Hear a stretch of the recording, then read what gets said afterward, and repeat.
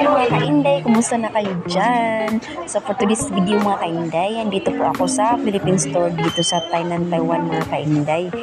Ayan po, gutom na ako kaya kumain muna ako dito at namiss ko na kung kumain ng Filipino food. At ito yung pinili ko mga kainday, ang ampalaya mga kainday with egg. Paborito ko kasi ito mga kainday. So mayroon po yan dito sa Filipino store. So, yan po ang pinili ko. Tapos, meron din silang free soup, mga kainday. So, kaming mga Pilipino, kung Sunday or mga regular days, dito lang po kami pumupunta pag day off namin, guys. Kasi mayroon pong tindahan dito na Philippine store.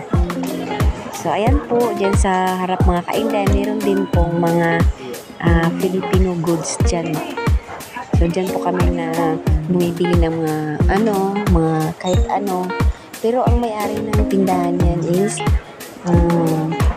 Taiwanese po, guys. Pero ang Filipino restaurant is Filipino po ang may-ari. So, ayan po, guys. Nag-enjoy po ako sa aking kain mga kainday. Gutom-gutom na ako ng mga kainday.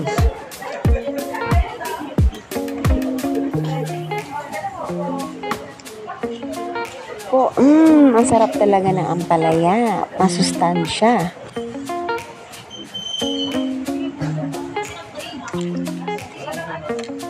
Po guys, ayun yun, ang dami.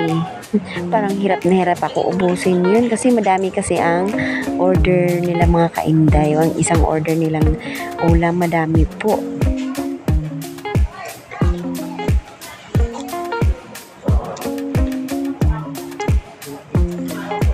Yan po guys, ang free nila na soup mga kainday.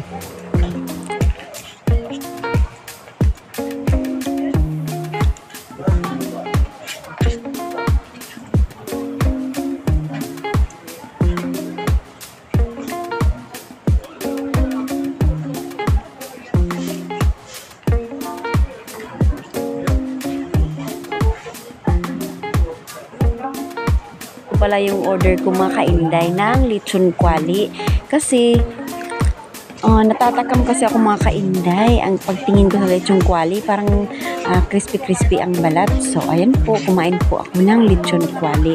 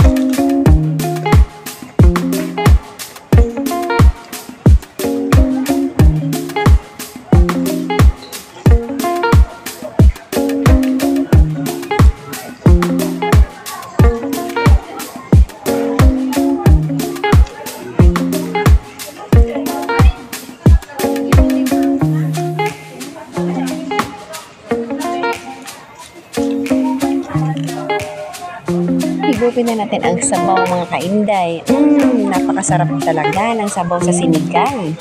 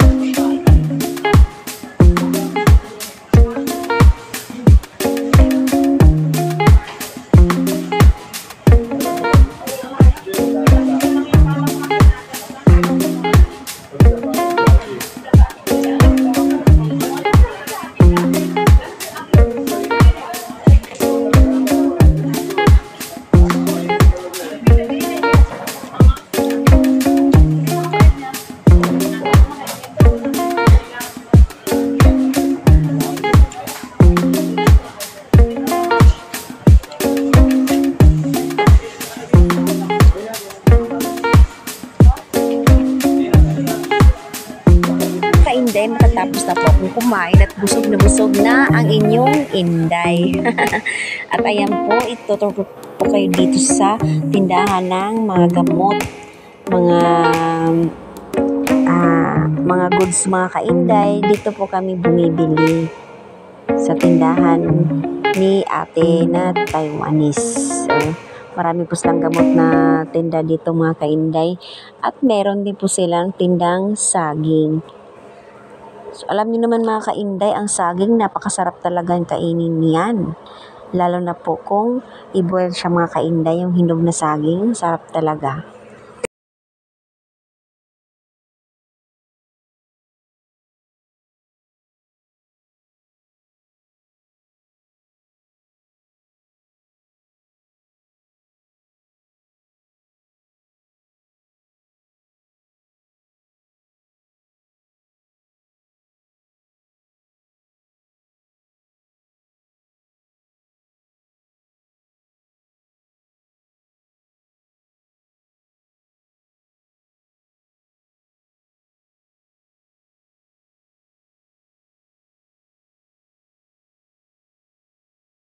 Kainday, yan po, marami din po silang tuyo. Napakasarap ng tuyo.